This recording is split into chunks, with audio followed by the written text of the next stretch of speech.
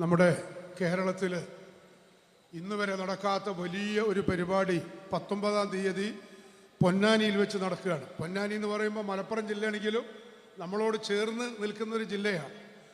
അപ്പോൾ ജാഫർ സക്കാഫിയുടെ നേതൃത്വത്തിൽ നമ്മളെല്ലാവരും ഉണ്ട്. ബഹുമാനപ്പെട്ട AP ഉസ്താദിന് മലിക്കുൽ മുളഫർ അവാർഡ് കൊടുത്ത് ആദരിക്കുകയാണ്. മലിക്കുൽ മുളഫർ ആരാണെന്ന് ഞാൻ പറയണ്ടല്ലോ.